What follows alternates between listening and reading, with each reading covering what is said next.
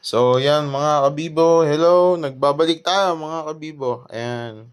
So, nagpakain na tayo ng sayote. Ayan. So, 1.5 na sayote yan. Ito, 4 months na to sa 4. This coming April 10, sorry. Tapos ito is, ano pa lang to, matagal pa to. Mga 3 buwan pa to. Tapos ito naman, mga 1 buwan at kalahati na lang for sale na. Tapos ito yung mga breeders ko. Ayan. Tapos ito yung gagawin ko palang breeders, no? Sorry.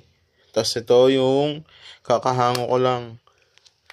Tapos ito na yung pinapaitim ko na lang siya. Kasi, again, pagka ganyan yung kulay niya, bawal nyo siyang ilagay doon. Kasi, yon matigas yung shell nun.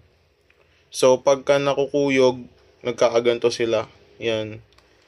Tapos, yung ganyan na balat yung ganyang stage pa nila na brown sila, ano pa yan, medyo malambot pa yung kanilang pakpak, tsaka yung katawan. So, ayan, magpakain tayo. Ganyan na kadami yung ating nag-breed ng superworm. Ayan.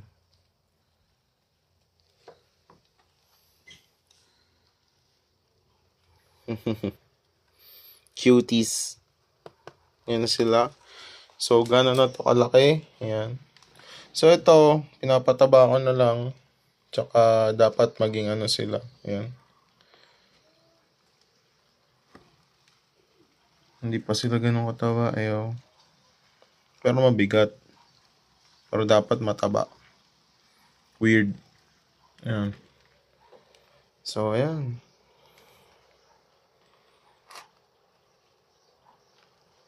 Sa mga gustong mag-breed ng superworm, sa mga gustong bumili ng mga breeders nito, contact me. And also, sa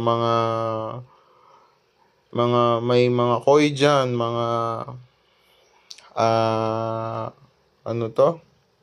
Arowana, yan. Pwede po kayong mag-order sa akin ng live worm.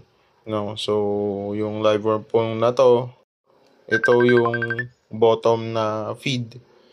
Hanggang baba, umano yan. So, yan mga kabibo. Nag-update lang tayo sa ating superworm. So, mag-update din ako sa ating